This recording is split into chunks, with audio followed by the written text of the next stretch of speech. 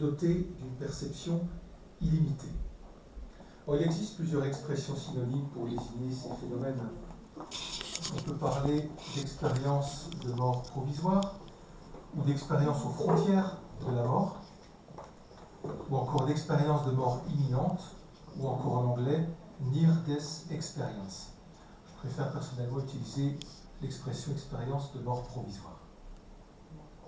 Et on désigne du nom d'expérienceurs celles et ceux qui vivent de tels phénomènes.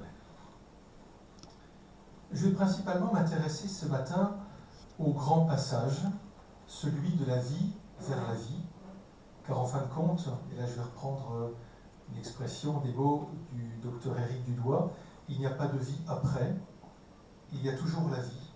La vie ne s'arrête pas, c'est juste la forme qu'elle prend qui change. Celui qui parle ainsi est psycho-oncologue en unité de soins palliatifs à la Timone à Marseille.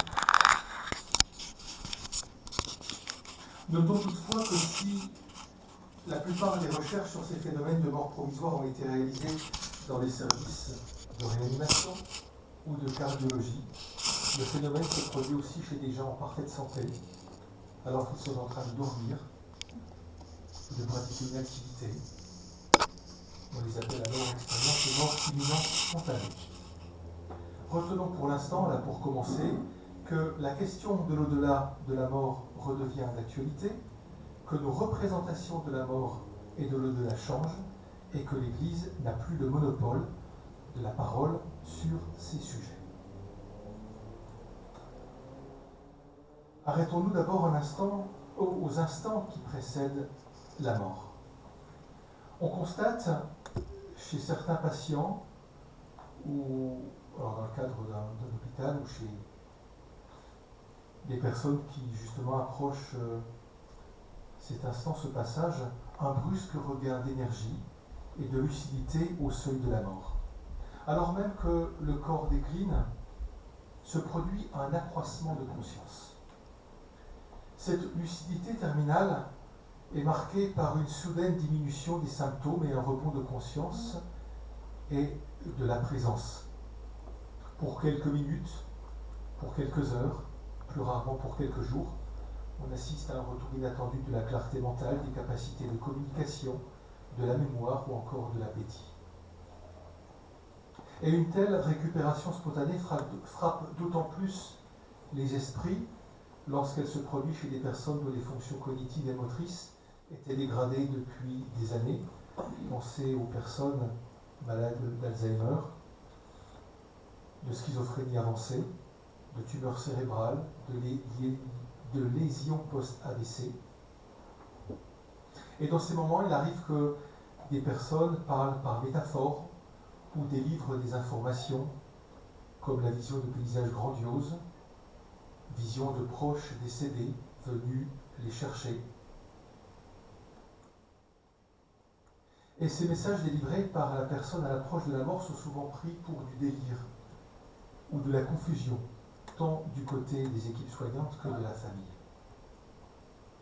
Et il semble bien au contraire qu'il s'agit d'un rebond de lucidité, voire un accès à des informations qui nous sont ordinairement inaccessibles. Et c'est aussi un élément de plus, mais je reviendrai plus tard, qui vient corroborer l'idée que la conscience ne se cantonne pas au cerveau. Sinon, comment expliquer ce phénomène de lucidité alors même que les capacités cérébrales s'atrophient? Une fiction, illustre parfaitement cette idée. Il s'agit d'un film intitulé Signe, réalisé en 2002 par l'acteur et réalisateur Mel Gibson. Alors c'est une fiction, mais qui illustre parfaitement cela. Et je vous cite juste le début et la fin du film. C'est l'histoire d'un pasteur américain appelé sur les lieux d'un accident. La police l'appelle pour venir. Arrivé sur place, il découvre avec effroi que la personne accidentée est sa propre épouse. Et il est présent à ses côtés lorsque celle-ci décède. Et juste auparavant, elle lui délivre des messages qui lui paraissent incohérents. Il en déduit qu'elle était en plein délire, conséquence d'un dysfonctionnement cérébral, et cela le plonge dans le doute, et ce pasteur perd la foi.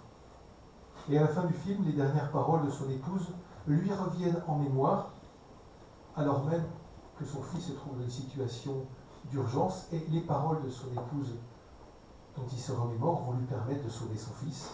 Et il comprend alors les capacités extra-lucides et anticipatoires de son épouse au seuil de la mort.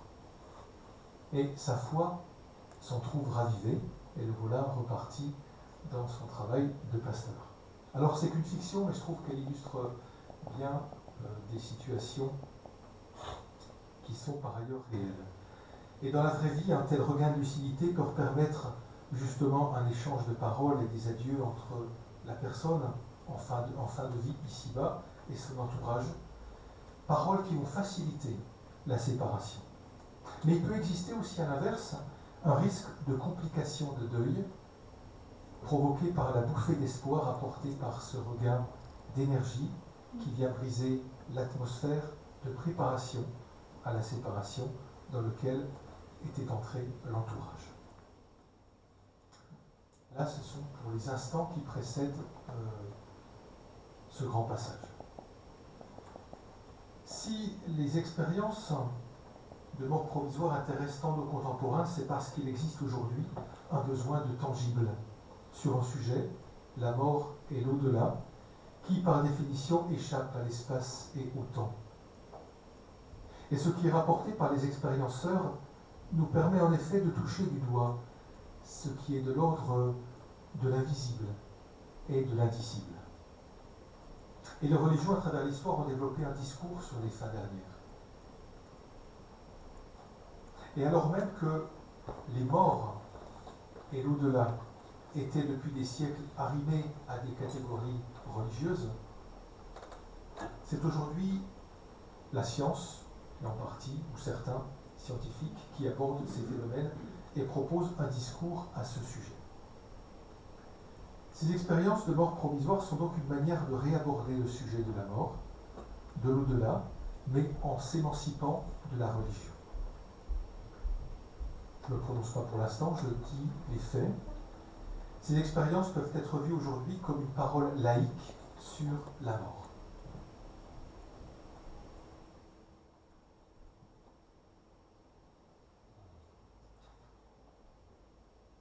Un peu trop vite.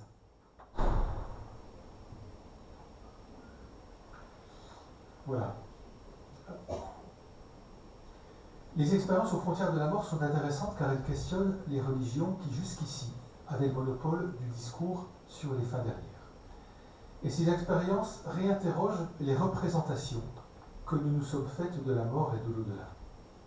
Et je pense que l'Église aurait donc tout intérêt à mettre en regard et à faire dialoguer sa tradition pluriséculaire avec ces témoignages de plus en plus fréquents de l'origine et pourtant très ancienne, comme le montre par exemple l'expérience de saint Salvius, ancien évêque d'Albi en Gaule, entre 571 et 584, dont l'histoire nous est rapportée dans le livre 7 de l'histoire des Francs de Grégoire de Tours, ou encore, plus anciennement, le récit intitulé « Le mythe d'Air le Pamphilien » chez Platon au chapitre 10 de la République, et je vais vous en faire ici une brève présentation. Le philosophe grec évoque un guerrier blessé au combat et laissé pour mort sur le champ de bataille au milieu des cadavres. Et ce guerrier, dénommé Er, est originaire de Pamphylie. C'est une petite région d'Asie mineure, au sud de l'actuelle Turquie. Et le corps de ce soldat ne fut récupéré que 10 jours plus tard. Alors que les autres cadavres étaient déjà putréfiés, le sien fut retrouvé intact, et le croyant mort, on l'emmena chez lui pour l'incinérer. Or, le 12e jour, alors qu'il était sur le bûcher funéraire, il revient à la vie, juste avant que le feu ne soit allumé, et il raconte ce qu'il avait vécu et vu. En tout cas, tout ça, c'est ce que nous rapporte, ou ce qu'écrit Platon. Er rapporta, je cite ici Platon, que son âme était sortie de son corps et avait cheminé avec beaucoup d'autres jusqu'au royaume des morts. Il avoua ne pas savoir par où ni comment son âme avait rejoint son corps, et ouvrant tout à coup les yeux à l'aurore, il s'était vu étendu sur le bûcher. Pour raconter ça, Platon emprunte aux traditions orphiques et pythagoriciennes des matériaux qu'il réordonne librement pour construire son récit, un récit philosophique, et il rapporte une expérience aux frontières de la mort pour structurer son mythe. Et l'âme du soldat revient sur terre après avoir séjourné au royaume des morts. J'ai essayé de traduire en croquis ce récit pour mieux mettre en évidence la cartographie de l'au-delà que nous propose Platon. Voilà le schéma qui en résulte. R fut transporté en un monde intermédiaire, vous voyez, il est en vert, à partir duquel le soldat put observer les mouvements montants et descendants des âmes. Les âmes étaient jugées pour le bien ou le mal qu'elles avaient fait au cours de leur vie. Et lorsque R comparut à son tour, on l'invita à suivre avec attention le spectacle dont il allait être témoin, car il avait été désigné pour emporter la bonne nouvelle aux vivants. Je cite encore Platon. R rapporta qu'en ce lieu se trouvaient 4 ouvertures, vous les voyez, les cercles qui sont formés. 2 se trouvaient côte à côte dans le ciel, et 2 autres se trouvaient côte à côte sous ses pieds. Après leur jugement, les justes rejoignaient les mondes suprahumains en montant par l'ouverture céleste de droite, la voie des justes. Les méchants, quant à eux, rejoignaient les mondes infra-humains en descendant par l'ouverture terrestre de gauche.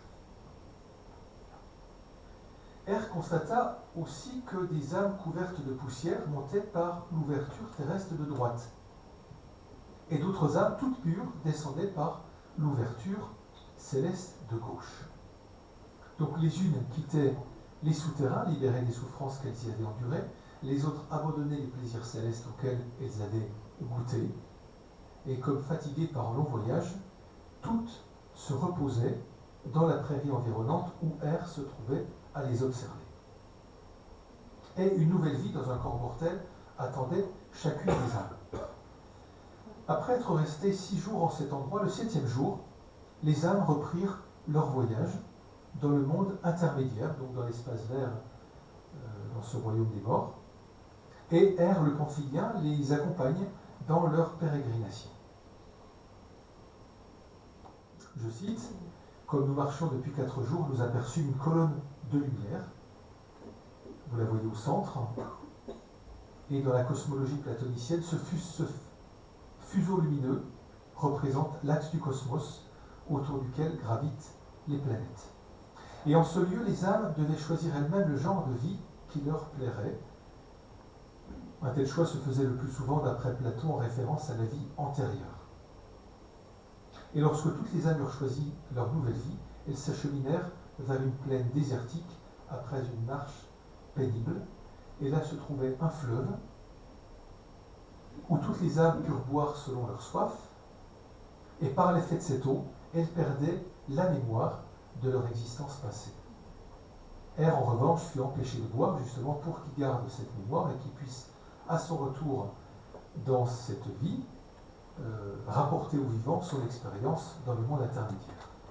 Et Platon termine ainsi son récit, je le cite, « Comme le soir tombait, les âmes s'endormirent délivrées de leur fardeau, et quand vint le milieu de la nuit, un coup de tonnerre éclata, accompagné d'un tremblement de terre, et les âmes, chacune par une voie différente, furent lancées, telles des étoiles, vers les lieux où allait se produire le mystère de leur naissance. » Quant à R, le Pamphilien, le soldat, il reprit possession de son corps et se réveilla sur le bûcher. Alors vous voyez, Platon, dans son exercice philosophique, va se servir d'une expérience qui était déjà connue à cette époque, de l'expérience aux frontières de la mort. Et il se sert de ce récit de voyage des âmes hors du corps pour introduire sa vision de l'immortalité de l'âme. Bon, ça, c'est sa position à lui. Et pour lui, l'âme a une plus grande réalité que le corps, d'où la vision qu'il se fait du corps, soma, qui est comme un tombeau, sema, pour l'âme. Et ainsi, l'âme peut passer de corps en corps par une série de morts et de renaissances. Et si la perte de la mémoire des vies passées est nécessaire pour entrer dans une nouvelle existence, le travail de mémoire, l'anamnésis, consistera, d'après Platon, à retrouver les souvenirs de notre origine céleste. Tout ça, c'est la position de Platon. Mais j'ai trouvé que c'était intéressant de reprendre ce passage-là pour montrer que des récits très anciens font appel à ces récits de personnes qui font des expériences aux frontières de la mort ou de mort provisoire, et que l'on retrouve ce genre d'expérience aujourd'hui. Le premier à s'être penché sur ces phénomènes dès les années 1970 est le psychiatre américain Raymond Moody, qui a recensé quantité de témoignages dans un ouvrage célèbre La vie après la vie. On peut citer, quelque temps avant lui, la psychiatre d'origine suisse Elisabeth Kübler-Ross, qui fut une pionnière dans les soins palliatifs, notamment auprès des enfants, prendre soin de la santé mentale, la santé spirituelle des personnes qui s'apprêtent à vivre le grand passage. Et avec les progrès de la réanimation, de plus en plus de personnes feraient ce genre d'expérience.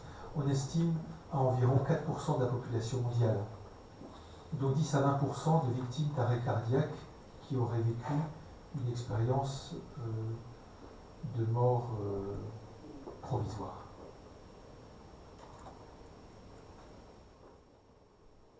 Et ces millions, parce que ce sont des millions de témoignages concernant les expériences de mort provisoire, on les retrouve sur tous les continents, et elles possèdent les mêmes caractéristiques, à quelque chose près, quelles que soient les religions et les cultures. Et même si deux expériences de mort provisoire ne sont jamais parfaitement identiques et comportent des caractéristiques uniques, on retrouve un certain nombre de traits ou d'éléments identiques, et je vais les citer. Donc il y a la sortie de son propre corps, le passage à travers un tunnel ou quelque chose qui s'apparente à un tunnel sombre, la vision d'une lumière surnaturelle qui attire, la disparition de la notion de temps, éventuellement l'accès à un paysage lumineux et éclatant qui apparaît comme ultra réel, la présence peut-être d'entités de type angélique,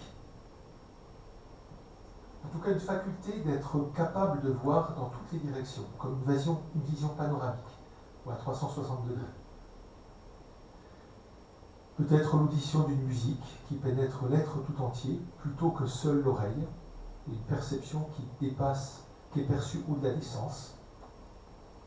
Une compréhension directe et immédiate des choses, parmi lesquelles des concepts qui sont complètement difficiles ou complexes à saisir ici-bas, associés à la position d'adopter tous les points de vue. La perception de l'intensité d'un amour inconditionnel, ou l'expérience d'un halo d'amour et de douceur. La rencontre avec des êtres aimants, dont éventuellement des proches disparus.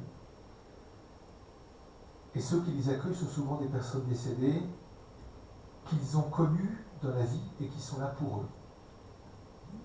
Cependant, ces personnes apparaissent physiquement dans le plein éclat de leur beauté, de jeunes hommes ou de jeunes femmes, bien portants, plus du tout malades, s'ils furent malades au moment où ils sont connus dans le passé. Il y a aussi la révision et le bilan de toute sa vie, puis vient le retour parce que ce n'est pas encore l'heure, et la réincorporation dans son corps terrestre avec le sentiment de se retrouver à l'étroit, comme si, et je cite une personne qui dit, comme si j'avais l'impression de rentrer dans un gant. Et une chose est sûre, c'est que les expérienceurs disent tous qu'ils ne peuvent plus être les mêmes au sortir d'une telle expérience, d'où, si ce n'est un changement de vie radical, un changement de leur propre vision du monde, avec la question, mais quel est le sens de ma vie sur cette terre? D'où la portée véritablement existentielle de ces expériences de mort provisoire. Toutefois, 15% des expérienceurs rapportent avoir vécu une expérience de mort provisoire épouvantable, que l'on qualifie alors de négative. Elle se manifeste par l'impression d'évoluer dans un néant angoissant, avec des sentiments de peur et de terreur. Mais, là je cite ce que rapporte le professeur Charbonnier, si elle ne serait pas interrompue par une réanimation, il semblerait que de telles expériences angoissantes pourraient se transformer en expériences positives. Une hypothèse. Il n'est pas à exclure non plus que les sentiments exprimés par l'entourage de la personne plongée dans le coma et vivant cette expérience de mort provisoire puissent induire de telles expériences négatives. Si l'entourage a des pensées, des sentiments négatifs ou angoissants, pourrait induire chez la personne qui est allongée là de vivre ces expériences négatives. L'aigreur que nous pouvons avoir contre les autres ou contre les événements peut produire des formes archétypales, monstrueuses ou voire démoniaques. Le docteur Patrick Tellier, ancien médecin permanent du bureau médical des sanctuaires de Lourdes, a recueilli pendant 12 ans un certain nombre de témoignages. Je varie les nombres de personnes, il faut dans le monde catholique, dans le monde non chrétien aussi. Donc ancien médecin permanent du bureau médical des sanctuaires de Lourdes, a rapporté, noté, recueilli les témoignages d'expériences de mort provisoire chez des catholiques qui n'avaient jamais osé en parler auparavant. Et ils sont nombreux. Si on est attentif à ce sujet, ou si les personnes se sentent, si on aborde ce sujet, là, les personnes se sentent en confiance, les personnes qui l'ont vécu peuvent en témoigner, peut-être que parmi vous, certains ont vécu ce genre d'expérience-là. Et une partie de ces témoignages a été rapportée dans un livre, Expérience de mort imminente, un signe du ciel qui nous ouvre à la vie invisible, en 2015, et puis il a écrit un livre après, Expérience de vie imminente.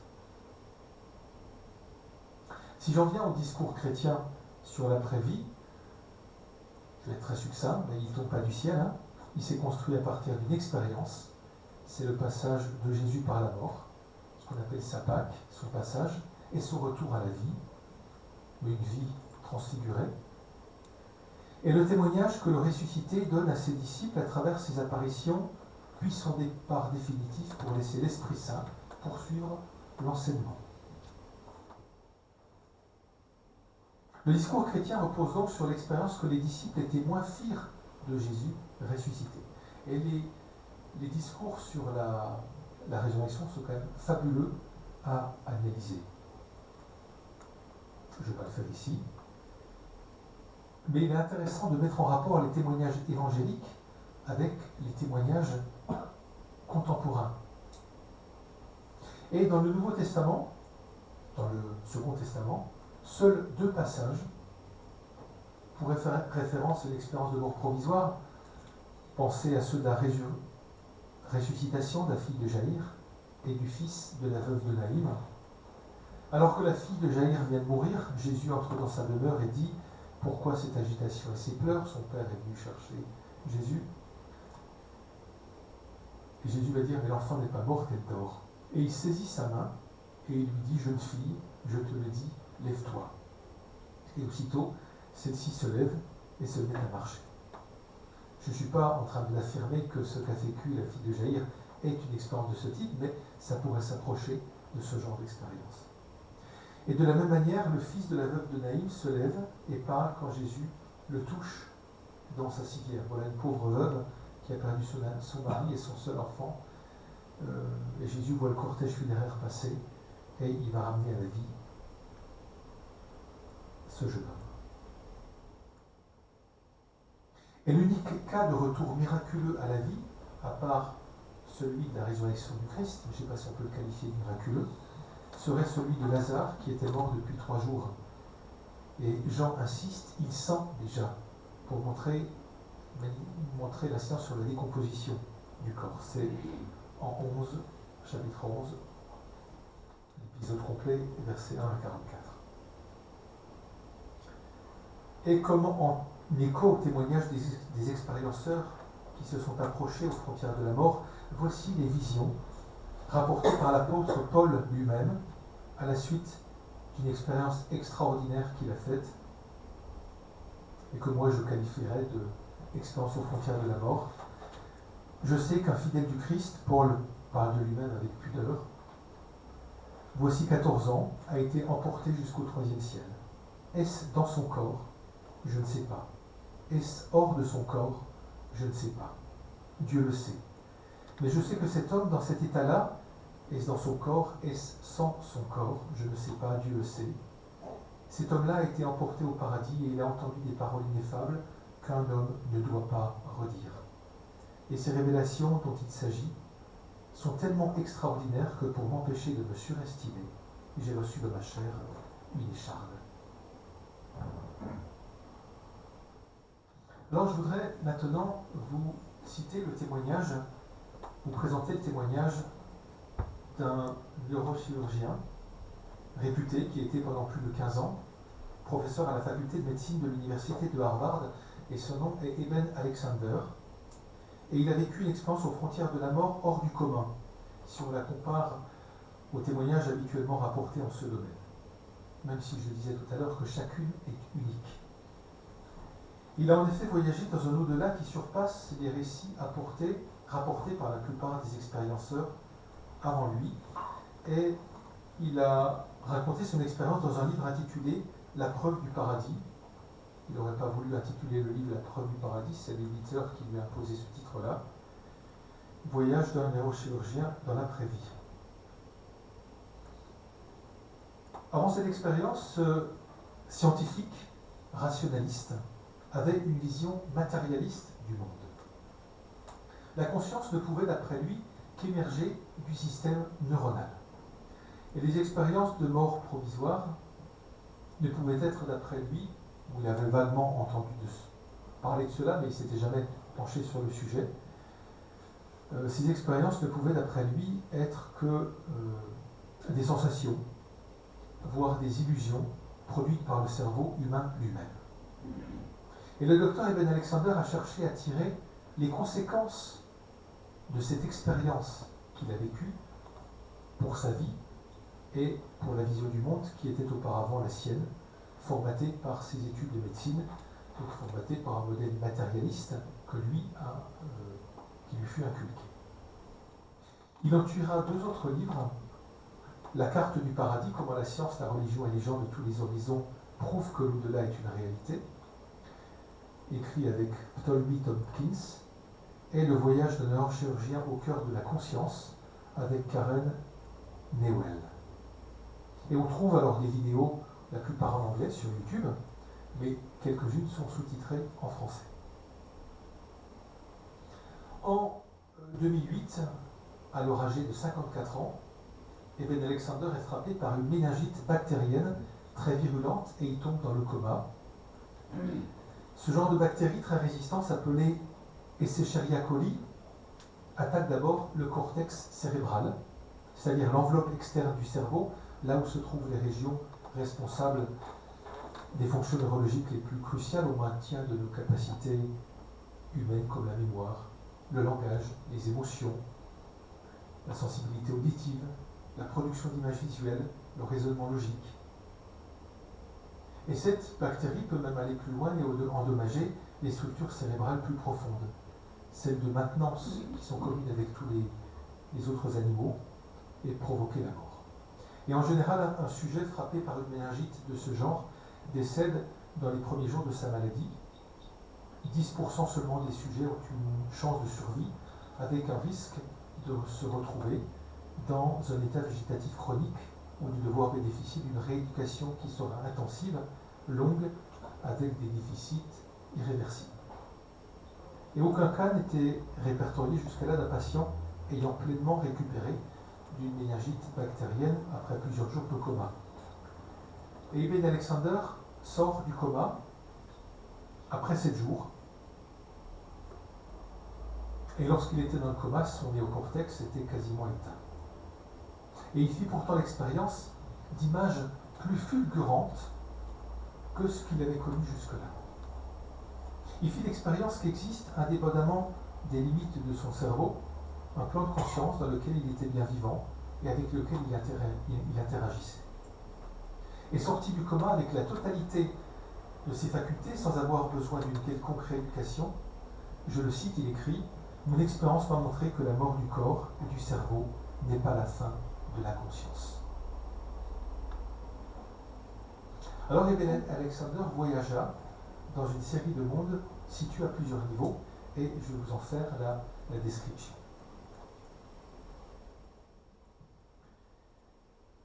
Il commença par une descente en spirale vers un monde souterrain obscur.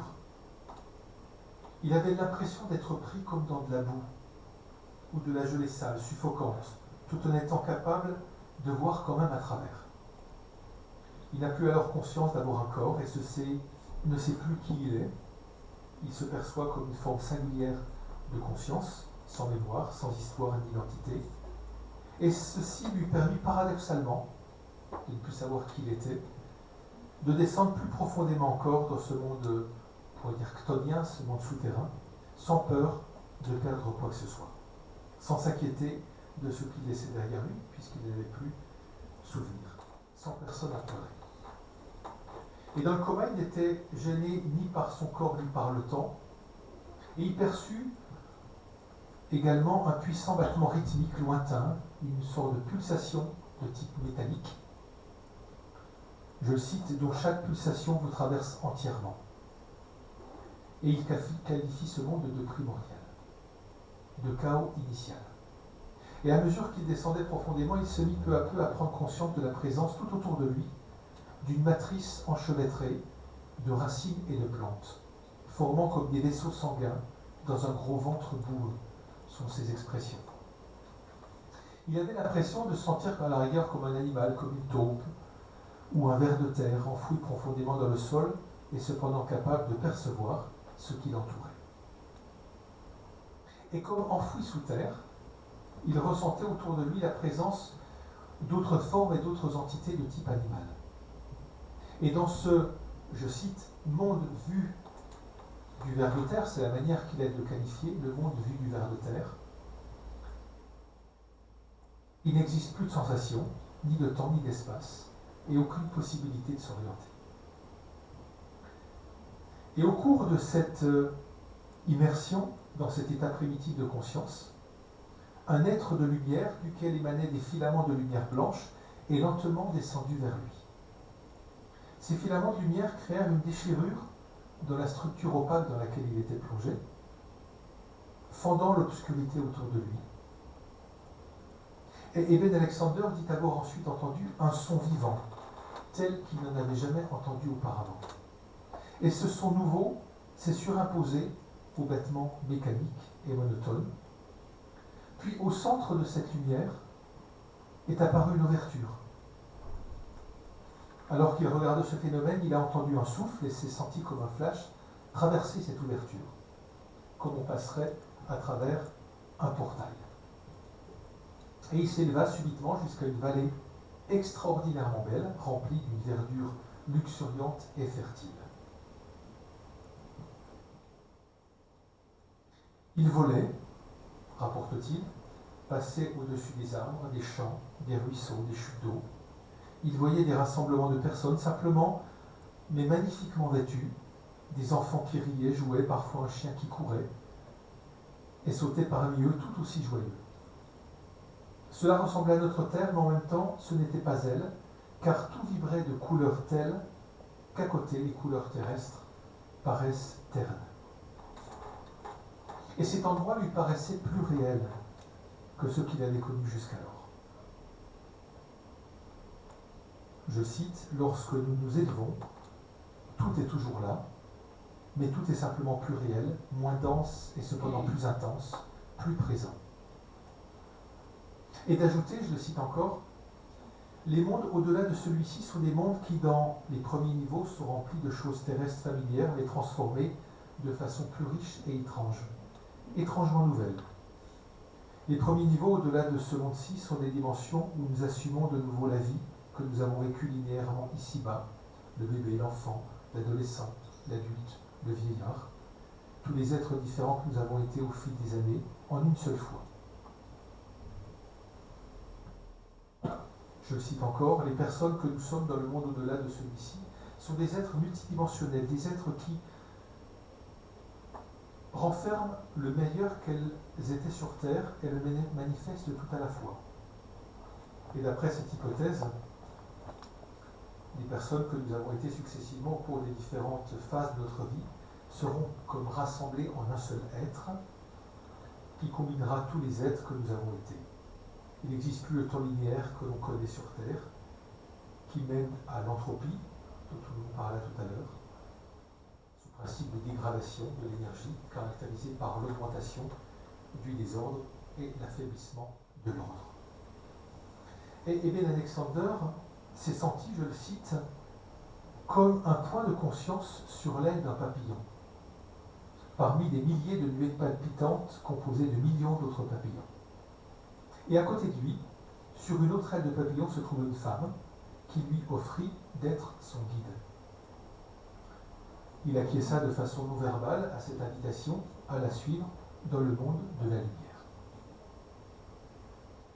Et au-dessus de lui, les cieux étaient d'un bleu noir stupéfiant, remplis de sphères translucides, laissant derrière elles des traînées étincelantes, produisant des chants qui dépassaient tout ce qu'il avait pu entendre sur terre. Il donna à ces sphères le nom de cœur angélique. Chaque fois que je cite, en fait, lorsqu'il est sorti du coma, il commença à parler, à rapporter ces événements à son fils notamment. Son fils lui a dit « Écris ». Et il écrit plus de 500 pages de notes. Mais ne dis rien. Écris d'abord ce que tu as vécu, et après tu diras d'autres témoignages, et tu travailleras là-dessus. Et Eben Alexander a alors commencé à adresser je dis une parenthèse, je reviens à sa description. Il a alors commencé à adresser des questions à l'intention de l'être divin qu'il sentait à l'œuvre derrière tout cela, mais sans un mot, car il était privé de langage tel qu'on l'entend dans notre réalité. Et à chaque fois qu'il posait silencieusement l'une de ces questions, la réponse venait instantanément dans une explosion de lumière, de couleur et de beauté. Une façon qui court-circuite le langage. Autrement dit, sous la forme de pensées solides, immédiates, qui pénétraient directement en lui. Et Eben Alexander d'affirmer « J'étais capable de comprendre instantanément et sans effort des concepts qu'il m'aurait fallu des années pour les saisir pleinement au cours de ma vie terrestre. » Si vous regardez sur YouTube, quantité de témoignages de personnes qui ont vécu ce genre d'expérience, je pense à un monsieur qui parle quasiment dans ces mêmes mots. Il s'est mis malencontreusement un coup de fusil lorsqu'il était à l'armée en train de nettoyer son arme et il était blessé, il est tombé dans le coma. Et il disait, je comprenais des choses que j'avais, au niveau mathématique et autres, que j'étais incapable de comprendre. Alors j'étais un piètre élève ici. Et Eben Alexander a alors continué à s'élever jusqu'à atteindre un vide immense d'une noirceur infinie, mais aussi infiniment réconfortant. Et de ce vide émanait un amour inconditionnel, raison pour laquelle il l'a appelé le cœur. Il a aperçu un amour qui nous dépasse, et quoi qu'on ait fait, qui nous aime. Cette obscurité totale, semblable à une puissance divine et omnisciente, était paradoxalement inondée de lumière, provenant d'une sphère vivante qu'il sentait tout près de lui. Et cette sphère de lumière lui semblait être une sorte d'interprète entre lui et cette extraordinaire présence qui l'entourait. Cette sphère de lumière était une sorte de guide qui l'accompagnait à travers un processus de renaissance. Et Eben Alexander se compare à un fœtus flottant dans un utérus. La sphère pourrait être assimilée dans ce cas au placenta, qui joue le rôle d'interface avec la mère, omniprésente et pourtant invisible du point de vue du fœtus. Mère qui est à l'origine de son existence. Même plongé dans ce cœur, uni avec cette sphère de lumière, Eben Alexander sentait qu'il ne pouvait pas devenir entièrement un avec la cause créatrice et originelle de tout ce qui est. Car au cœur de l'unité infinie, la dualité était toujours présente, dit-il. Et Eben Alexander réalise alors qu'il existe d'autres plans supérieurs qui ne peuvent être connus ni compris depuis ce monde matériel dans lequel nous nous déplaçons au niveau terrestre. Et pourtant, le plan inférieur dans lequel nous vivons est étroitement entrelacé avec les mondes invisibles du plan supérieur. Tous faisaient partie d'une même réalité globale et qui est aussi divine. Et quel que soit le plan d'existence, explique-t-il, sur la base de son expérience, le mal est présent partout, conséquence du libre arbitre nécessaire à toute croissance. Toutefois, plus on s'élève, le mal n'est présent qu'à l'état de faible trace. Et la Terre est l'endroit où le bien et le mal se mélangent le plus, avec toutefois une prédominance du bien sur le mal.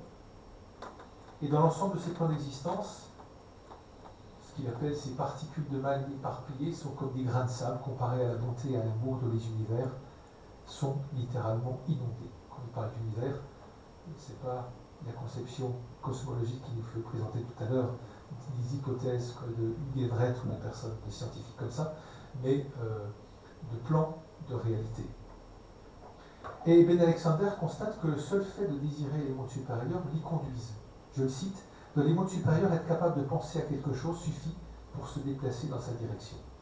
Lorsqu'on est dénué d'ego, on livre passage à plus grand que soi.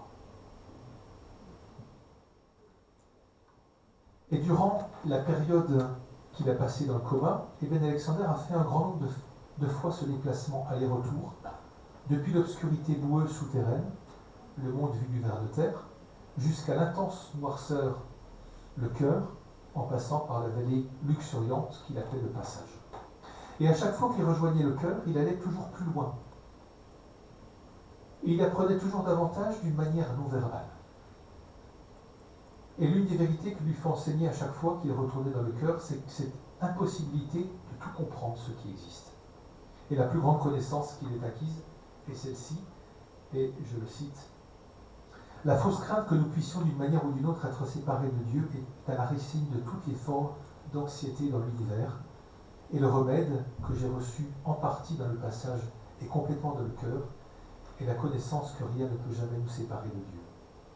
Cette connaissance qui reste la chose la plus importante que j'ai jamais apprise, a retiré au monde du ver de terre son caractère effrayant. » Avant de poursuivre, parce que je vais maintenant revenir vers le retour, ce genre d'expérience, je l'ai déjà décrite dans un cours à des personnes, dans un contexte sur le chamanisme. Et j'ai montré le parallèle qui existe avec les expériences que peuvent faire les chamans. Je ne me situe pas dans le néo-chamanisme là, mais dans le chamanisme traditionnel qu'on peut trouver en Mongolie ou en Amérique centrale, Pérou, en Amazonie, où on voit avec les différents de monde inférieur, le monde intermédiaire, le monde supérieur, il y a une expérience, des similitudes qui sont quand même assez notables.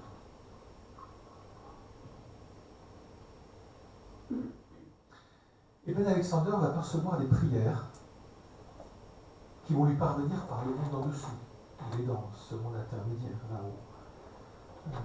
Aussi, quand je dis là-haut, on ne peut pas expliquer de manière spatiale. Des prières qui lui parviennent de là où tout avait débuté, et il se met alors à redescendre entre de grands murs de nuages. C'est la perception qu'il a. Et il entendait tout autour de lui des murmures dont il ne pouvait comprendre les mots, provenant d'un nombre incalculable d'êtres qui l'entouraient. Et il comprit que ces êtres priaient pour lui, pour l'aider à vivre cette transition, ce retour sur Terre. En tout cas, les êtres priaient autour d'une personne qui était dans le coma. Et Eben Alexander s'en retournait, habité par cette certitude qu'il ne serait jamais plus seul. Alors qu'auparavant, ces incursions dans le monde vu du ver de terre s'accompagnaient de surgissements de visages animaux du milieu de la boue, cette fois-ci sur des visages humains qu'il perçoit. Le visage de ceux dont il apprendra à son réveil qu'ils étaient physiquement présents le 7e matin de son coma, ce jour-là même où il allait se réveiller, et qui priait pour son retour dans le monde terrestre.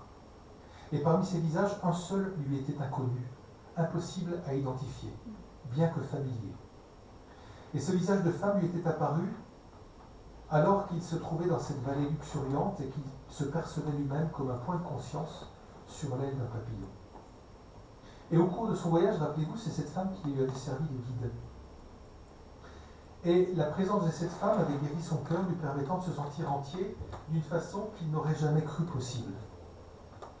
Et 4 mois après être sorti de son coma, il reçut un courrier qui contenait une photographie. Ce courrier lui avait été envoyé par ses sœurs biologiques qu'il avait retrouvées quelques années auparavant, parce qu'Eben avait été adopté très jeune.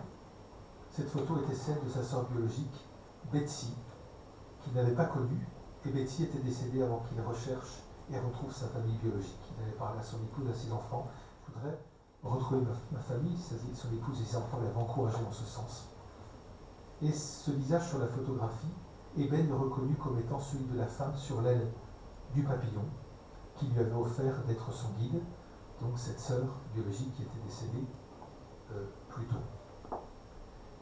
Et lorsqu'Eben Alexander quitta l'ultra-réalité, comme il l'appelle, et sortit de son coma pour revenir dans notre monde, son esprit se trouva, je le cite, de nouveau compressé dans l'habit si étriqué et si restreint de l'existence physique avec ses contraintes spatio-temporelles, sa pensée si linéaire et les limitations de sa communication verbale.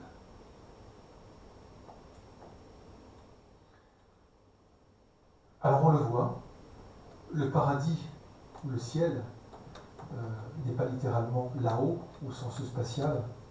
Là, il y aurait des choses fabuleuses à dire sur la description que peut faire Dante sur l'enfer, le purgatoire et le paradis.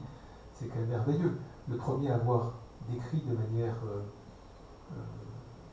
littéraire, mais spatiale, ce pas qui avait été fait dans la théologie, de passer d'un monde binaire, la terre et le ciel, à un monde ternaire, parce que justement la société, d'un point de vue sociologique, était devenue ternaire. Et donc nos capacités cognitives étaient capables de penser non plus de manière binaire, mais de manière ternaire. Parce que la société de l'époque était dépassée d'un monde avec des seigneurs et des serfs, avec un monde où il y avait une classe intermédiaire qui était la classe des marchands.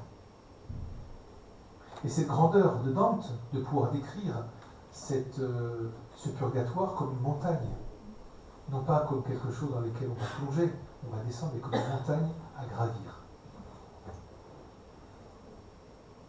Alors on le voit, paradis, ciel, n'est pas littéralement là-haut au sens spatial, mais désigne une dimension ou des dimensions qui sont au-dessus du monde terrestre, dans le sens où elles sont plus hautes d'un point de vue spirituel.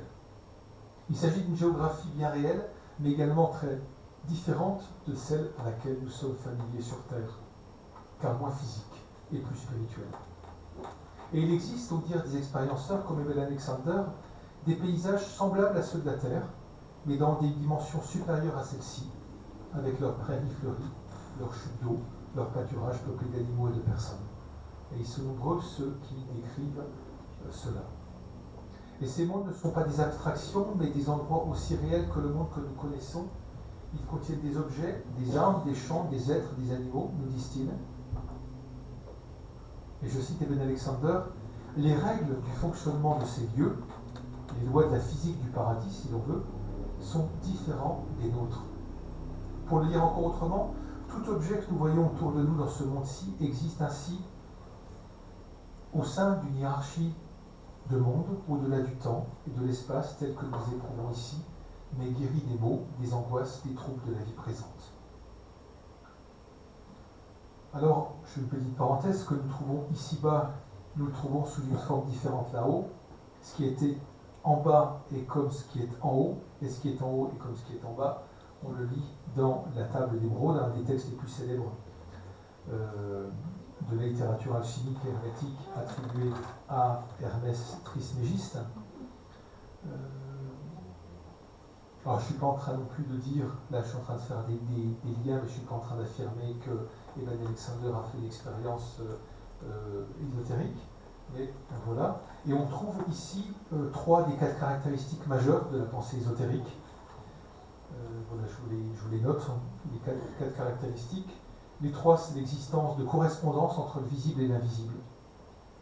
La possibilité de médiation, de passage entre ces différents niveaux de réalité, et l'expérience d'une transmutation exprimée dans le cas d'Eben Alexander par une renaissance.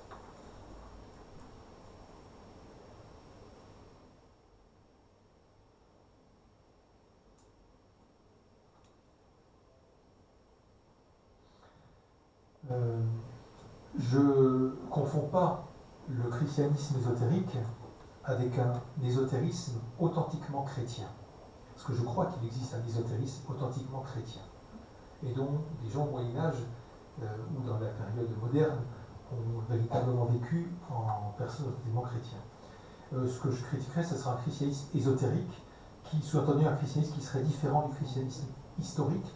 Là derrière, il y a les pensées d'Elena Blavatsky ou tout ça.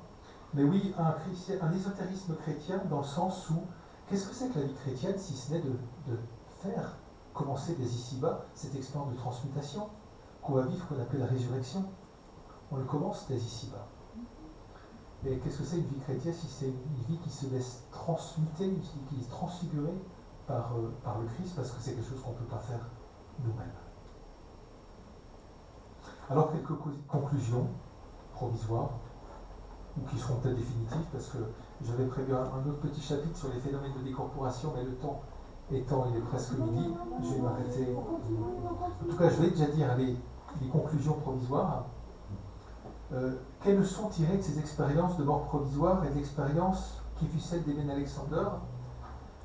Alors, quand une personne a un arrêt cardiaque au bout de 20 secondes, ce sont des faits, il n'y a plus d'activité cérébrale du tout, parce qu'il n'y a plus d'oxygénation, il n'y a plus de perception extérieure possible, le cerveau ne fonctionnant pas car se trouvant sans activité électrique, ce qui est perçu ne peut donc pas résulter d'un phénomène visuel physique.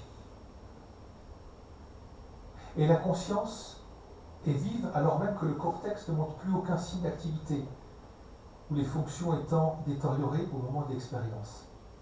Cela signifie que ce n'est plus le cerveau qui produit la conscience. Et la conscience n'est pas un sous-produit des processus physiques. Et ceci, je le crois, remet en question, en tout cas je dis je crois, je mélange un, voilà, en tout cas c'est ma... on va être dans l'opinion, aussi l'épistémologie, mais en s'appuyant quand même sur ces faits-là, ce postulat datant du XVIIIe siècle selon lequel le cerveau et la conscience sont liés, que la conscience ne serait qu'un produit émanant du cerveau. Non, pour moi, la conscience ne s'arrête pas à la mort du corps physique, elle n'est pas produite par lui. Le cerveau, dans cette perspective, jouerait le rôle à la fois de récepteur et de filtre, limitant les potentialités de la conscience ou sélectionnant les informations. Mais pensez à Bergson, matière mémoire, chez Bergson, qui prend l'exemple d'une personne qui peut avoir un déficit cognitif. Pensez à la maladie d'Alzheimer, on dit que la personne a perdu la mémoire. Elle n'a pas perdu la mémoire, simplement l'organe qui va permettre d'accéder aux informations est altéré. Donc la mémoire existe toujours, elle est là, simplement la personne n'a plus l'outil qui permet d'aller rechercher la mémoire qui est bel et bien là. Et notre cerveau, notamment son hémisphère gauche, linguistique, logique, qui génère notre sens de la rationalité, agit comme un filtre, là qui sélectionne les informations dont nous avons besoin pour nous permettre d'agir ici et maintenant. Il fait le tri pour qu'on ne soit pas pris non plus dans une confusion d'informations et agir le plus efficacement possible. Notre cerveau bloque donc d'autres informations qu'il juge moins nécessaires au quotidien. Et nos vies ordinaires contiennent peut-être déjà trop d'informations à traiter pour pouvoir agir en prenant tout en compte. Et justement, lorsque il y a un blocage qui se fait, et bien ce filtre n'agit plus, et c'est peut-être à ce moment-là que des informations qui nous sont inaccessibles dans l'ordinaire nous deviennent accessibles. Mais je me dis ça peut être aussi la même chose pendant les rêves. Je pense que c'est le tort, il y a une tradition, toutes les cultures du monde ont tenu une grande importance des rêves et ont même construit tout un savoir populaire sur comment lire les rêves. Je pense qu'il ne faut pas non plus se limiter à une lecture freudienne, qui serait de dire que les rêves ne sont qu'une poubelle du quotidien, mais qu'il y a quand même peut-être aussi tout un sens. Pensez au songe de Joseph dans la Bible, mais aussi plein d'autres cas et vos propres expériences.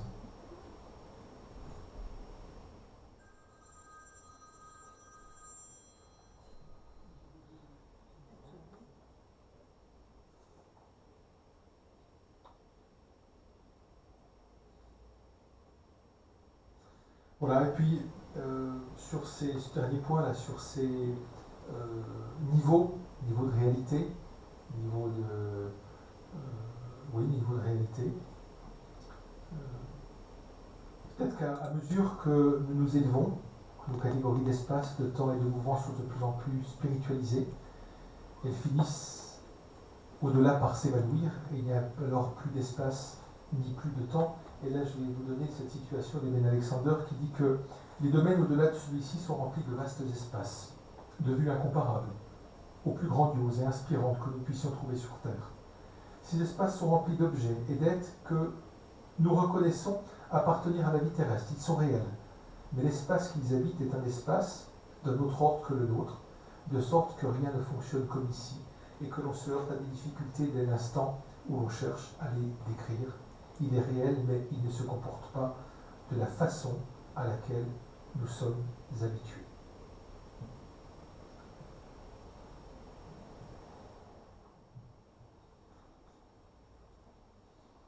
Voilà, ça c'est pour les phénomènes d'expérience de mort imminente. J'avais 3 pages sur les phénomènes de décorporation.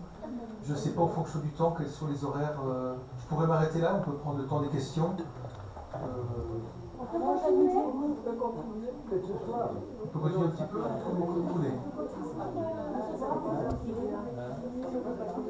Parce que s'il y a des exigences au niveau des cuisiniers, il faut respecter. Est-ce qu'on peut trouver la dernière partie de votre présentation quelque part sur un livre ou autre? Ça, c'est ce que j'ai moi-même écrit, ramassé, le fruit d'une synthèse. Donc, continuer. Ce qu'on peut faire effectivement, c'est qu'il y aura moins de discussion. Voilà. Ou bien on peut parler et puis je peux rajouter des choses comme ça. Continuez s'il vous plaît. Il sortira une majorité pour vous continuer. La contrainte c'est immédiate, donc d'accord. Voilà. Je vais essayer quelques dizaines de minutes, là, une dizaine de minutes. Une dizaine de minutes, oui, c'est ça. 10 minutes. Donc un autre phénomène après les expériences de mort prévisoire, c'est les décorporations ou les sorties hors du corps, out of body experiences. Et ces phénomènes sont rappelés par de nombreux témoins qui sont capables parfois de les contrôler. On pense que là, 5 à 10% de la population aurait déjà vécu une décorporation une fois au cours de sa vie. Et les 2 tiers de ces personnes auraient vécu plusieurs fois. Ce qui est quand même assez important. Et l'observation de ces phénomènes est, alors c'est sûr, scientifiquement difficile pour la bonne raison. L'observation scientifique est difficile pour la bonne raison qu'ils surviennent de façon imprévisible pour une courte durée et pas forcément plus d'une fois au cours de la vie. Et aussi toute la limite au niveau de l'épistémologie.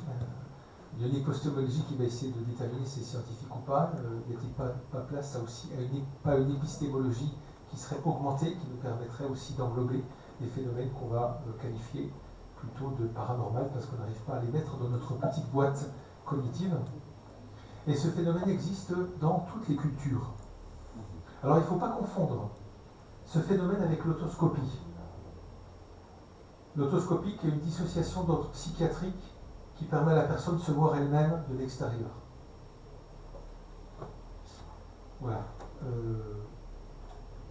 L'impression de voir son corps à distance est un phénomène qui relève du mécanisme cérébral à la base de la conscience de soi. Or, certains chercheurs continuent à confondre les sorties hors du corps avec les phénomènes d'autoscopie.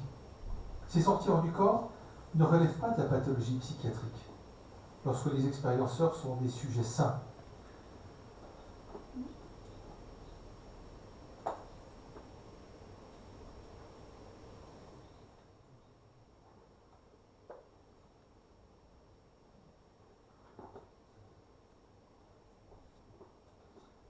J'essaie de passer certaines choses. Alors,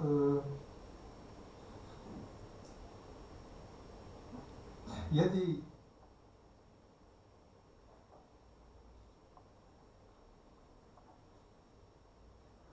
Je fais une sélection. Voilà, je vais vous donner un cas. Un cas intéressant, c'est celui de, je ne sais pas si vous avez déjà entendu parler, Nicolas Fraisse. Là aussi, vous pouvez trouver des vidéos sur YouTube. Il y a un livre qui a été écrit avec un psychiatre, un psychothérapeute et puis une docteure en biologie moléculaire. Le cas, c'est celui de Nicolas Fraisse. Il est né en 1982. Il est français ou suisse, je crois qu'il est français. Et Nicolas a la capacité de sortir hors de son propre corps physique, et ce, à volonté, pour aller explorer d'autres lieux. Et ça, il le fait naturellement depuis qu'il est petit. Et son cas a été étudié et continue de l'être par Sylvie Détiolaz, qui est donc docteur en biologie moléculaire à l'Institut suisse des sciences noétiques, basé à Genève, et puis le psychothérapeute Claude-Charles Fourier. Et leurs recherches ont abouti à la publication d'un livre sur le sujet, Voyage aux confins de la conscience, 10 années d'exploration scientifique, des sorties hors du corps. Nicolas a cette capacité de sortir de son propre corps pour aller explorer d'autres lieux. Et c'est à l'âge de 7 ans qu'il prend conscience qu'il peut quitter la salle de classe, alors même que son corps y demeure, et il se rend chez lui pour voir ce qui s'y passe. Et ce sont ni des moments d'absence, ni des rêveries, mais bel et bien des sorties du corps. Et au cours d'une telle décorporation, ceux qui l'entourent pourraient croire qu'il est dans la lune, en train de rêvasser. Son corps reste figé. Et si on lui parle, il est ailleurs. À cette époque, il pense que ce comportement est tout à fait normal et que tout le monde, tous ses camarades de classe peuvent le faire. Et il pense que ce qu'il vivait alors était le lot de tout le monde. Et il comprendra plus tard que ce n'est pas le cas et que ses camarades de classe ne disent pas la même chose. Et il découvrira qu'une de ses grand-mères avait aussi des aptitudes similaires. Alors comment déclenche-t-il ces sorties hors du corps? Par un léger mouvement du corps vers l'avant, et il se retrouve instantanément ailleurs, comme si quelque chose de fluide et subtil se décalait légèrement du corps vers l'avant. Et je le cite, « J'ai la sensation que quelque chose de léger, un peu comme de l'air, se détache de mon corps, laissant derrière moi quelque chose de dense, de lourd, et mon corps devient alors beaucoup plus fluide. » Et à cet instant, il a la sensation d'un tourbillon et se retrouve ailleurs en train d'observer une scène. Pourquoi je m'intéresse aussi à tout ça et j'insiste tout ça? Parce que je pense, bon, ce sont des faits, et je pense qu'on a construit aussi toute une anthropologie, une anthropologie chrétienne, et je pense qu'elle a besoin aussi d'être complétée ou d'être réinterrogée par tout cela. Il ne s'agit pas de jeter le bébé avec l'eau du bain, mais il s'agit aussi de voir, toujours d'approfondir. Dès lors qu'il y a des faits qui sont là, bon, pourquoi aurait-on peur de s'intéresser à tout ça, et pourquoi n'approfondirions-nous pas tout ça? Jésus nous dit, il faut que je parte, l'Esprit Saint vous enseignera la vérité tout entière, c'est-à-dire que même si tout fut dit en Jésus de Nazareth, on n'aura jamais jamais fini d'en comprendre toute la grammaire. Alors, travaillons à comprendre cette grammaire-là. Et les conceptions anthropologiques, tout à l'heure, comme il était mentionné, des cosmologies, en parlant d'Aristote ou autres, qui ont été écrites à un moment de l'histoire, ont été complétées et ont besoin d'être complétées. On change de monde. Et dans ce monde nouveau, quelle perception comprenons-vous, nous, de cette révélation et de cette foi? J'en reviens à Nicolas Fraisse. Il ne voit pas les choses d'un point de vue extérieur, mais il fait un avec la totalité de ce qu'il observe lorsqu'il trouve dans une nouvelle scène. Il n'a pas conscience de lui-même à cet instant, mais il a conscience d'avoir conscience, et il a conscience du lieu. Il devient la pièce, il devient les chaises, il devient la table, il devient la personne, les pensées, les informations. Et il a la possibilité d'entendre le flot de pensée que chacun a constamment dans la tête. Il se trouverait par exemple là au milieu, où on ne le verrait pas, et il pourrait savoir ce que l'un ou l'autre pourrait penser, peut-être. Et il ne voit pas les choses, mais il communie à ces choses. Il est fondu en lui, il est fondu en un lieu en conservant une conscience propre, mais une conscience de faire partie d'un tout et d'être ce tout en gardant cette conscience propre. Et il peut, dans cet état de conscience particulier, acquérir des informations sans passer par les canaux de sensoriels habituels. Et lorsqu'il doit réintégrer son corps, il ressent, dit-il, comme une sorte de compression, on retrouve un peu le même phénomène, comme s'il cherchait à faire entrer quelque chose d'infini dans une toute petite boîte. Il a la sensation de pesanteur et de densité. Et il explique que ce phénomène de décorporation est facile lorsqu'il s'ennuie. Et il dit que le soir, il fait souvent des sorties comme ça, ou lorsqu'il est attiré par quelque chose émotionnellement. Depuis 2009, voilà, il fait cette sortie au moment de s'endormir, et il lui arrive de se trouver dans le cosmos, telle ou telle partie. Il lui arrivait, dit-il même, de se retrouver dans le corps d'un animal, ou dans le corps, dit-il, d'une personne qui est en train de faire l'amour, qui n'était pas le sien. Voilà. Voilà. Donc ces phénomènes-là sont étudiés actuellement pour voir en fait qu'est-ce qu'il en est. Donc il y a des tests qui sont faits. Mais vous savez, dans les années 60, la CIA a utilisé des personnes qui ont ces capacités-là pour aller voir qu'est-ce qui se passait dans telle ou telle base. Et aujourd'hui, c'est encore utilisé. Le Centre métapsychique international, voilà, il y a des phénomènes qui sont utilisés depuis longtemps. Voilà, je m'arrête là, c'était une description de cela.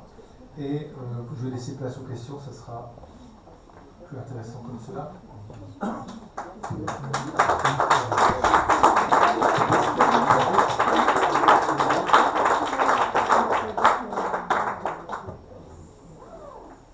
Pour cette ouverture à des phénomènes dont vous êtes certain vraiment. Un petit commentaire du pédiatre sur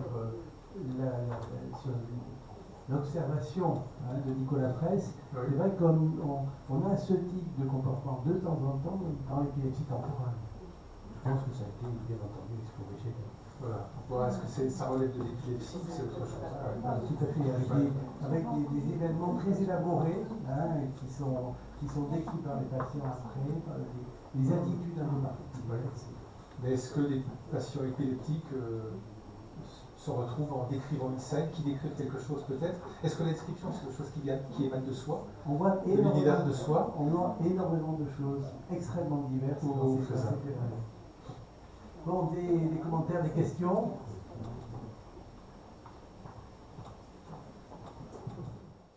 Oui, c'est toujours intéressant d'étudier ces questions parce que même le Padre Pio, on a beaucoup parlé de bilocation. Là, il ne s'agit pas de bilocation. Il ne s'agit pas de bilocation. On est bien d'accord. Mais ce que vous dites sur le Padre Pio avant que vous poursuiviez, c'est très intéressant. Parce que dans l'Église catholique, on a une quantité de saints qui ont vécu des manifestations extraordinaires. D'un point de vue corporel, tout à l'heure, je ne sais pas, j'étais de dos, je ne sais pas qui parlait de Marthe Robin, mais il y a tant dans le monde catholique, mais on trouve ça aussi dans d'autres religions. Alors on a une dévotion et on prie pour ces personnes, mais il ne s'agirait pas de mettre de côté, de garder que les questions de la piété, que dire les phénomènes extraordinaires, dans ce cas-là, on ne va pas les regarder. Si ces personnes chrétiennes ont reçu le tampon comme quoi ils étaient saints, eh bien accueillons la personne dans tout ce qui fait sa sainteté, y compris jusque dans les manifestations extraordinaires, dont je pense qu'il nous faut les étudier sérieusement. C'est une parenthèse. Voilà. Non, bon, en revanche, que connaît-on du parcours ou de l'environnement de ce garçon, là, Nicolas Fraisse, qui a fait ce témoignage, par rapport, je dirais, par rapport à la foi, et même de même pour le docteur Hébert Alexander, je dirais, qu'est-ce qu'il était avant, qu'est-ce qu'il est aujourd'hui, par rapport, je dirais, après, la troisième question que je peux vous poser, c'est quel est le regard en tant que, par rapport aux études que vous faites là-dessus, le regard de l'Église par rapport à ces phénomènes, sachant qu'il y a quand même, pour l'instant, à mon sens, une grande prudence quand même de l'Église par rapport à ce phénomène, parce que, bon, on dit, c'est un peu comme par rapport à l'exotérisme, ceux qui font tourner les tables, etc. On dit, spiritisme. Voilà, le spiritisme. Voilà. Donc, je dirais que voilà, c'est quel est le regard un peu que peut porter l'Église par rapport à ces phénomènes aussi. Voilà. Alors, à quoi croire, par exemple, je ne pourrais pas mettre à la place des personnes, mais je sais que Nicolas Fraisse, lui, n'a pas de foi, n'a pas de croyance, quoi que ce soit. Dr Eben Alexander était de tradition méthodiste, protestante méthodiste. Voilà, donc la famille, c'est pour ça que les personnes priaient parmi les familiers, les amis venaient prier autour de lui. Ça, c'est pour l'environnement, croyance ou pas. Après, pour tout ce qui est le regard de l'Église dessus, alors certes, l'Église, dans sa sagesse, n'encourage pas certaines choses, et ça, je le comprends. Par exemple, le phénomène du spiritisme, faire tourner les tables ou autre, moi je crois qu'il y a une réalité des choses. Et lorsqu'on commence à vouloir entrer en contact avec telle ou telle entité, certes on peut, mais avec qui rentre-t-on en contact? C'est comme avoir un poste de radio et tourner l'échelle. On ne sait pas sur qui on va tomber. Voilà. Donc j'encouragerai jamais, moi je m'y intéresse à ces sujets-là, mais j'encouragerai jamais à quelqu'un à le faire. Et en même temps, c'est intéressant d'étudier le spiritisme, le spiritualisme américain, avec les sœurs Fox à Hydesville aux États-Unis au XIXe siècle. Le contexte protestant dans lequel tout ça apparaît, c'est vraiment passionnant. Après, tout ça relève de phénomènes tellement différents que avoir une position tranchée ou globale est toujours dangereuse, parce qu'il faut regarder chaque domaine. Et j'aime pas le mot croyance, le mot croyance c'est judéo-chrétien. Or, il y a beaucoup de peuples et de cultures et de religions qui n'ont pas de croyance, mais qui ont des rites, qui ont des pratiques, et qui sont des véritables religions. Et donc, voilà, je apprennerai ça des pratiques spirituelles. Parmi toutes ces pratiques spirituelles, ça vient il y a tellement de choses, ça va du néo-paganisme au New Age, ça va de l'ésotérisme au chamanisme, il y a plein de choses. Donc je pense qu'il faut les étudier chacune dans sa discipline propre, le voir pour un exercice d'objectivation, le voir à travers de l'historique aussi, de voir comment les choses se sont développées dans l'histoire. En tout cas, je pense qu'il y a un travail à faire, il y a déjà un travail qui a été commencé. Souvent, c'est un travail qui a été fait, je pense notamment en Italie, des universitaires qui ont fait ça d'un point de vue sociologique, d'un point de vue historique. Et le point de vue théologique n'a pas suffisamment été creusé là-dessus. Et je crois qu'il y a un travail à faire de la même manière qu'on a une théologie chrétienne de l'islam, théologie chrétienne du jaïnisme, c'est-à-dire un regard chrétien sur là. Il faut aussi qu'on construise une théologie chrétienne de ces spiritualités. J'ai pas besoin de micro. Le très sage Benoît XVI a porté sur les autels à Catherine Emmerich, qui fait largement penser à Nicolas Fraisse. Oui, avec des. Voilà, exactement. Pareil. Et penser simplement à la bilocation, comment ça réinterroge notre propre anthropologie du corps, sachant qu'une personne comme Padre Pio, comme Marie Bonémé de Malestroit, où ça se trouve à un endroit physiquement et peuvent s'entretenir avec quelqu'un d'autre à un autre endroit. Et là, en tout cas, ça élargit forcément, ça doit élargir forcément notre conception théologique. En tout cas, ça doit la réinterroger. Bon, merci. Vous avez répondu à la première question, c'était où situez-vous la mort? Donc à l'arrêt cardiaque ou à l'arrêt du cerveau? Il y a dans le dernier Epsilon, qui est une revue scientifique indépendante, il publie les ondes que le cerveau donne après l'arrêt cardiaque, après qu'il soit irrigué. C'est très intéressant parce qu'il y a 3 vagues d'ondes pendant quelques secondes, et il s'est trouvé dans différentes circonstances que ça a été enregistré.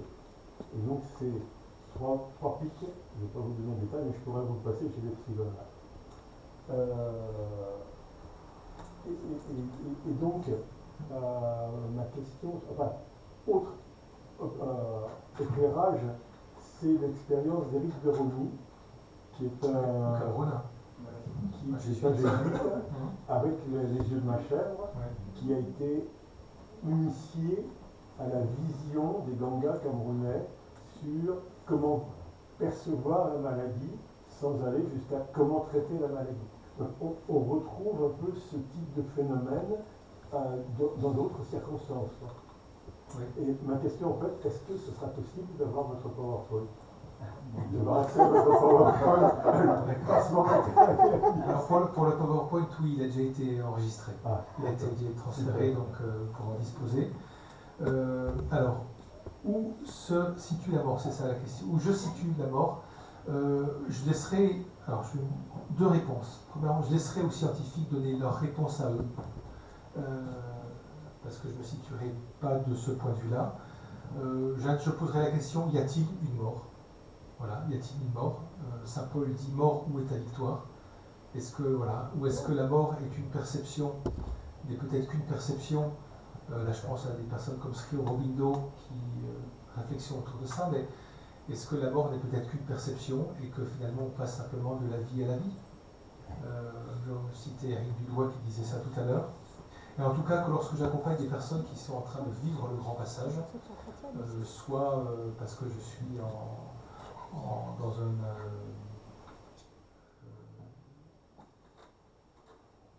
unité de réanimation, on me demande de venir parce que la personne va être débranchée, ou parce que la personne là, ou voilà. Ou bien que ce soit quelqu'un, on appelle le prêtre pour justement accompagner la personne. Et j'ai accompagné un confrère qui a été pendant plusieurs heures en agonie, là à tenir la main du confrère, et voilà. C'est des moments, je pense, c'est des moments qui sont difficiles, mais c'est des moments de grâce aussi. Et il n'y a pas un moment. Parce que c'est comme la naissance. Est-ce que l'enfant, il arrive d'un coup? Non. La naissance est comme la mort est comme la naissance. La mort est une nouvelle naissance. Et vous avez tous fait l'expérience des petits enfants lorsqu'ils sont là, tel un pédiatre. Là, mais vraiment, les enfants arrivent dans notre monde et ils sont encore ailleurs, où je pense qu'ils ont des perceptions d'un ailleurs. Et lorsque quelqu'un décède, la personne, alors qu'elle est encore là, même lorsqu'elle va dire des mots, et les personnes des fois disent des mots, je vois ça, ou je suis en train de percevoir ça, pour moi c'est pas un délire. Les personnes sont déjà dans un ailleurs, on est dans un sas, dans un entre-deux. Et donc je ne pourrai jamais dire la personne est morte ou pas. Le médecin viendra authentifier, c'est son travail. Et il m'arrive de rentrer dans une chambre où quelqu'un est décédé depuis plusieurs heures, ou même peut-être une journée, et des fois avoir le réflexe de regarder. Parce que je me dis que peut-être que là, certes, il y a la dépouille mortuaire qui est là, mais peut-être que le corps spirituel dont parle Saint Paul est peut-être encore là, en présence dans cette salle. Et voilà, tout ça, on est dans un sas, c'est un entre-deux, et il n'y a pas un moment, c'est un passage. Je crois que c'est intéressant, on a la chance de voir Olivier Jonquet qui vient d'arriver, qui est réanimateur, qui a procédé à des milliers de ressuscitations, si j'ose dire. C'est intéressant d'avoir sa lecture. Non, on ne ressuscite pas. Non, je remercie, là, je suis arrivé un peu en retard, je m'excuse, j'étais retardé. Oui, ces expériences de mort, de mort imminente, c'est quelques malades qui m'en ont décrites, et notamment un tout récemment. C'est un malade que je suivais quand j'étais en activité pour une chirurgie dépendait des maladies respiratoires. Donc il est trachéotomisé, il est ventilé. Et chaque année, je l'amène à Lourdes. Alors, il y a un mois, c'était le pèlerinage du diocèse. Et il m'a dit qu'il avait vécu cette expérience. C'est-à-dire qu'à un moment, l'appareil s'est arrêté, il s'est senti partir. Et là, il décrit ce que vous avez décrit. Et justement, il voudrait témoigner là. Et alors, il est en phase d'exaltation, c'est assez touchant de l'entendre. Donc, on va essayer d'organiser quelque chose là-dessus. Ce qui est décrit souvent dans la comédie humaine. Moi, quand j'ai lu la comédie humaine à l'adolescence, il y avait le rêve de Louis Lambert, si mes souvenirs sont bons, où il est cette expérience un peu où il était ailleurs, quoi. Le corps est présent, mais l'esprit est ailleurs. Ensuite, sur les phénomènes, je dirais, mystiques, entre guillemets, l'Église est très prudente, c'est une croix c'est pas un critère de sainteté, le fait d'avoir des visions, des lévitations, etc. crois qu'il faut être très prudent là-dessus. Et je crois que si Catherine Emmerich est bien heureuse, c'est peut-être pas par ses visions mystiques, mais c'est par aussi des éléments concrets de vie spirituelle et de vie chrétienne. Hein, voilà. Et en plus, pour votre conclusion tout à l'heure, hein, sur la mort, est-ce que la mort c'est ce qu'il est mort? Je dirais le seul pouvoir du médecin, c'est de dire que quelqu'un est mort. Quelqu'un qui n'a pas un certificat de décès, il n'est pas mort. Donc, c'est nous qui avons le pouvoir de dire si quelqu'un est mort. J'avoue que c'est quelquefois une certaine prudence. Et ensuite, ce que vous avez dit, c'est très intéressant. Cet Irénée, la gloire de Dieu, c'est l'homme vivant, mais la vie de l'homme, c'est la vision de Dieu.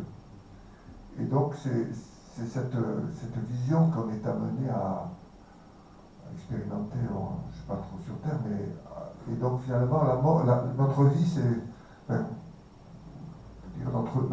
la mort n'est qu'un élément de notre vie. On passe du temps dans l'éternité. Enfin, et c'est là, l'éternité, surtout vers la fin. Quoi. Voilà. On va être obligé d'arrêter puisque le repas... Concernant le patient que vous accompagnez là, il y a des associations de personnes qui ont vécu ça. C'est important que la personne rejoigne ces associations-là.